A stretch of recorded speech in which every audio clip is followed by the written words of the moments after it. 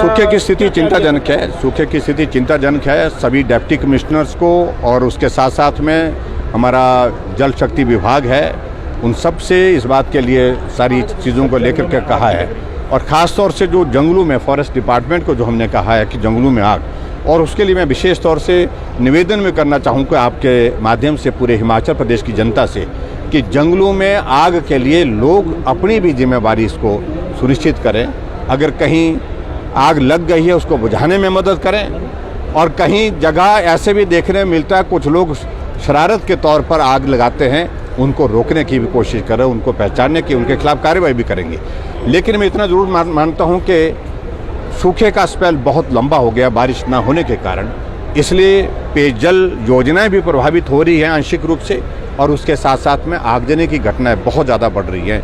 हम कोशिश कर रहे हैं, मैं देख रहा था पिछले कल तक ही लगभग हिमाचल प्रदेश में 600 के करीब आगजनी की घटना जंगलों में हुई है।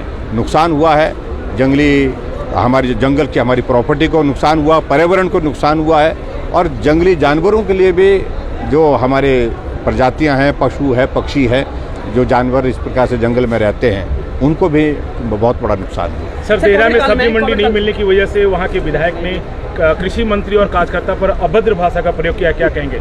चलो वो मैंने थोड़ी पूरी जानकारी ले रहा हूँ सारी। कोविड काल में सरकार ने जो काम किए हैं, सरकार का दावा ये भी है कि भूतों भविष्य थी जिस तरह के काम, और नो डाउट बहुत सारी ऐसी योजनाएं हैं जो ऐसी हैं। बावजूद इसके सवाल ये उठ रहा है कि महंगाई और बेरोजगारी, ये विपक्ष भी इसको मुद्दा मान के चल रहा है, और नहीं जो पार्टियां आ रही हैं एडजस्ट करने की कोशिश कर रही हैं वो भी यही मुद्दा बना के चल रही है। जनता भी कहीं ना कहीं ये बात है। स्वाभाविक रूप से विपक्ष वाले तो मुद्दा कुछ न कुछ तलाशने की कोशिश कर रहे हैं, और उनकी कोशिश है कुछ मिले जिस पर वो बोले, थोड़ी कोशिश कर रहे हैं। मैं उम्मीद में हूँ, पूरा भरोसा है, पूरा विश्वास है आदरणीय प्रधानमंत्री नरेंद्र मोदी जी के नेतृत्व में।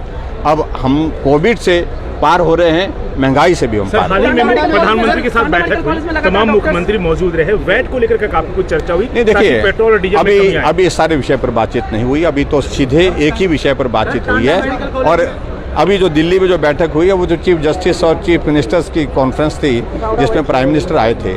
लेकिन जो पीछे जो कोविड के सिलसिले में जो बैठक हुई है उसमें हमने हिमाचल प्रदेश में तो हमने केंद्र सरकार के साथ चर्चा करने के बाद जो निर्णय लेना था, हमने वैट में कमी कर दी है, और जिन राज्यों ने नहीं की है उनको करना चाहिए। ऐसा है, कांग्रेस पूरे देश में समाप्त हो गई है। कमांड देने का अभिप्राय कोई रह ही नहीं गया है, कहीं भी नहीं है, और यहाँ पर भी नहीं होगी। मैं आपको बता रहा हूँ, नहीं होगी तो नहीं होगी। इसलिए नहीं होगी, कारण बता रहा हूँ मैं, जब जो चीज़ पूरे देश में ख़त्म हो गई, पूरे देश के लोगों ने मन बना लिया है कि अब कांग्रेस को नमस्ते कर लेनी, और नमस्ते कर दी है। हिमाचल एक प्रदेश रहता है, नवंबर के महीने में उनको नमस्ते करेंगे। सर, अभी मुकेश ने कहा है कि देखिए, कांग्रेस में माफिया को ज़्यादा बढ़ावा मिला है, मेरी उनके प्रति बहुत सहानुभूति है, बहुत हाथ पांव मारे, लेकिन वो जैसे थे वैसे ही रहे, जहाँ थे वहीं रहे। लेकिन मुझे विचित्र ये लगा, उसके बावजूद भी जश्न मनाया जा रहा है। बनना कुछ और चाह रहे थे, लेकिन जहाँ थे वैसे हैं, इसलिए मैं उस पर ज़्यादा कुछ कहना नहीं चाह रहा हूँ। जिस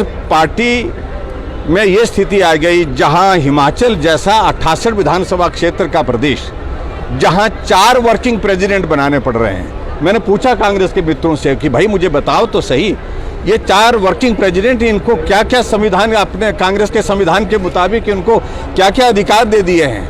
अधिकार सिफर है, शून्य है।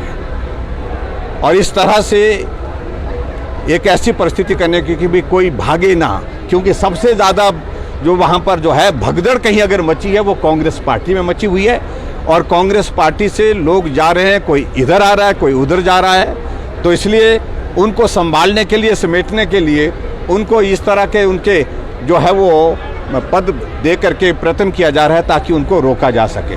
उनको जितना मर्जी रोकिए, लेकिन कांग्रेस जब चुनाव के दौर में प्रवेश करेगी तो उसमें उनको कोई लाभ नहीं होने वाला।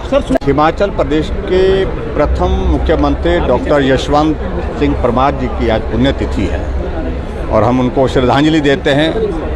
हिमाचल निर्माता के रूप में उनको जाना जाता है, और बहुत बड़ा उनका योगदान हिमाचल के लिए रहा है।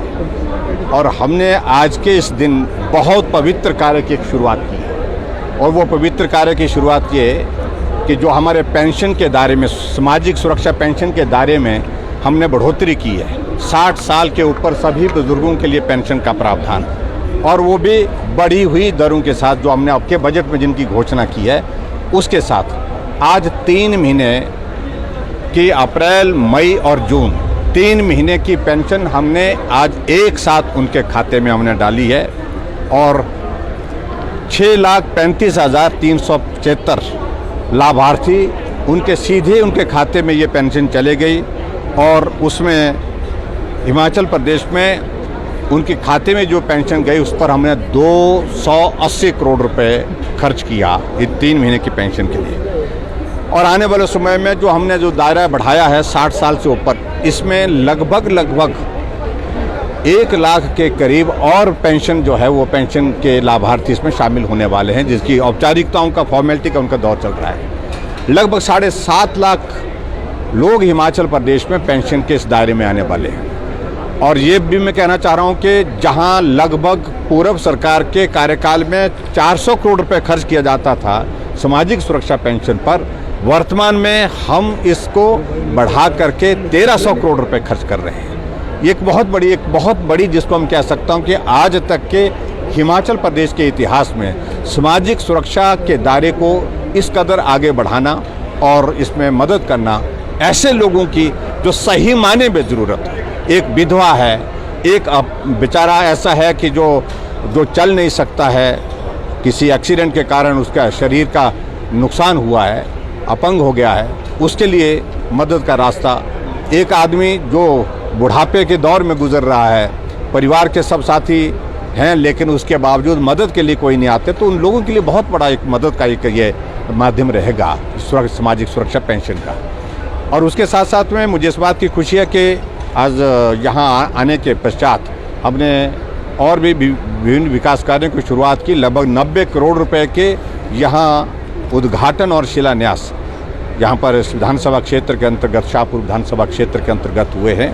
और उसके साथ साथ में और भी चीज़ों को लेकर के हमने कुछ और बातों का जिक्र किया आने वाले समय में, और चाहे वो कॉलेज की बात है, चाहे वो कुछ और इंस्टीट्यूशंस की बात है, उन सारी चीज़ों को लेकर के काम करेंगे।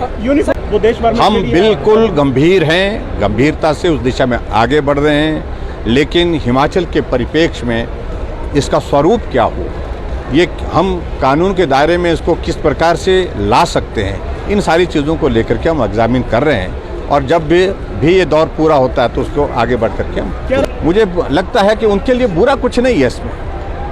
और ख़ास तौर से मैं समझता हूँ कि मुस्लिम महिलाओं के लिए तो ये सम्मान का विषय है, जिनको अगर अपने जीवन में परिवार की कल्पना एक अच्छे माहौल में जीने की अगर मिलेगी तो इसके माध्यम से मिलेगी। आपके विधायक ने पिछले 4 साल में क्या कुछ किया, क्या मुकम्मल हुआ और किसे किया दरकिनार, जनता से कितना रहा सरोकार और क्या रही विकास की रफ्तार। लाइव टाइम्स टीवी दिखा रहा है हर एक विधायक का रिपोर्ट कार्ड। खास वीडियो सीरीज में देखिए आपके विधानसभा इलाके में विकास के दावे और उन पर विपक्षियों का पलटवार, साथ ही इलाके के निष्पक्ष लोगों की निष्पक्ष राय भी हर हफ्ते केवल लाइव टाइम्स टीवी पर।